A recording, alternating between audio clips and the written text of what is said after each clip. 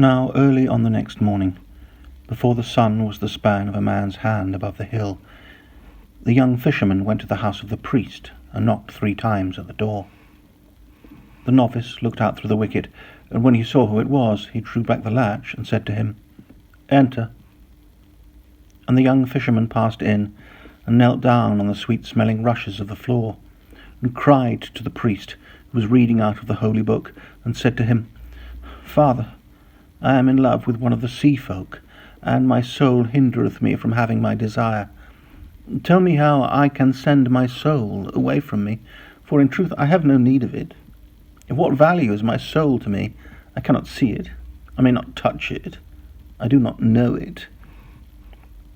And the priest beat his breast, and answered, "Alack, alack, thou art mad, or thou hast eaten of some poisonous herb, for the soul is the noblest part of man, and was given to us by God, that we should nobly use it. There is no thing more precious than a human soul, nor any earthly thing that can be weighed with it. It is worth all the gold that is in the world, and is more precious than the rubies of the kings.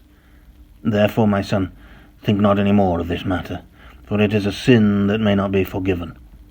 And as for the sea folk, they are lost, and they who would traffic with them are lost also.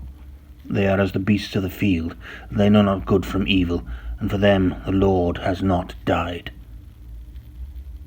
The young fisherman's eyes filled with tears when he heard the bitter words of the priest, and he rose up from his knees and said to him, "Father, the fauns live in the forest and are glad, and on the rocks sit the mermen with their harps of red gold.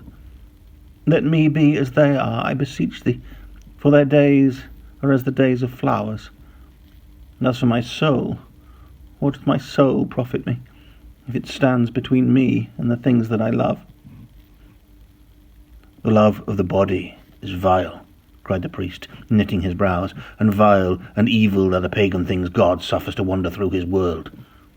Accursed be the fauns of the woodland, and accursed be the singers of the sea. I have heard them at night time, and they have sought to lure me from my beads, and they tap at the window and laugh. They whisper into my ears the tale of their perilous joys. They tempt me with temptations, and when I would pray, they make mouths at me. They are lost, I tell thee, they are lost. For them there is no heaven nor hell, and in neither shall they praise God's name." "Father," cried the young fisherman, "thou knowest not what thou sayest. Once in my net I snared the daughter of a king. She is fairer than the morning star and whiter than the moon. And for her body I would give my soul, and for her love I would surrender heaven. Tell me what I ask of thee, and let me go in peace." "Away, away," cried the priest. "Thy layman is lost, and thou shalt be lost with her." And he gave him no blessing, but drove him from his door.